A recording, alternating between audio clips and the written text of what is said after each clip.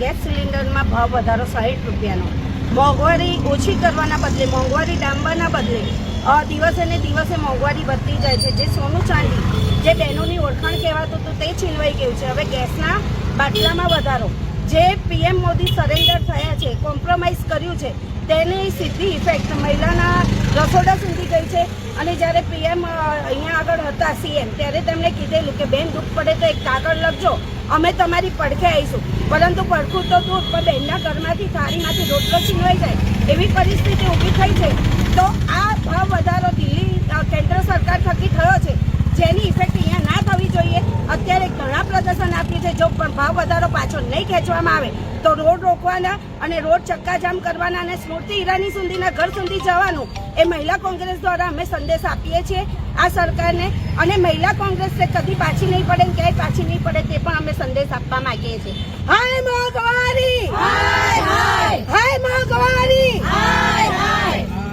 મહિલાના જે ઘરની રસોઈમાં કેટલી ઇફેક્ટ 60 રૂપિયા વધ્યા એટલે તમે સમજી શકો છો કે મહિલાની મોંઘવારીમાં સખત ઇફેક્ટ થવાની. કારણ કે પગાર ધોરણો એના એ છે, કોઈના પગાર ધોરણોમાં વધારો થતો નથી. જ્યારે અમારા પ્રદેશ પ્રમુખે કીધું તેમ ગયા મહિને તેલના ભાવ વધ્યા છે, તેલના ભાવમાં વધારો.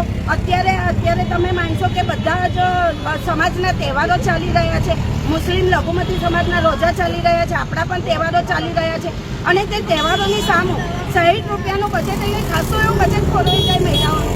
પગાર વધારો થતો નથી, તે પગારની સામે જ આખું ઘર એડજસ્ટ કરવાનું, છોકરાઓને ભણાવવાના. સરકારી સ્કૂલો તમે જાણો છો કે અહીંયા આગળ બંધ થઈ ગઈ છે, પ્રાઇવેટિઝમ થઈ ગયું છે, દવાખાનાઓ પ્રાઇવેટિઝમ થઈ ગયા છે. આ પ્રાઇવેટિઝમની સાથે મહિલાઓને ઘર ચલાવવાનું સખત રીતે, ખરાબ રીતે ત્રાસ થઈ રહ્યો છે. તેથી ઘણી ઇફેક્ટ થવાની છે ભાવ વધારાની. 2014 પહેલા 600 રૂપિયાનો બાટલો મળતો તો હવે એનો 1200 રૂપિયા થઈ ગયો છે. તો આના કેવી રીતે તમે દેખી રહ્યા છો? અમે એ જ રીતે દેખીએ છીએ. આજે અમે એ જ ધરણા પ્રદર્શન આપીને એ કહેવા માંગીએ છીએ કે જ્યારે 600 રૂપિયા બાટલો હતો ત્યારે તેમની કેન્દ્ર સરકારની બહેનો કે જે સ્મૃતિ ઈરાનીજી રોડ ઉપર બાટલો લઈને ઉતરતા હતા અને 600 રૂપિયાનો ભાવ ઘટાડો કરવા માટે તે વારે વારે કહેતા હતા. તો અત્યારે તેમની મંત્રીમંડળની બહેનો ક્યાં ગઈ છે? તેમને દેખાતું નથી આ ભાવ વધારો થઈ રહ્યો છે?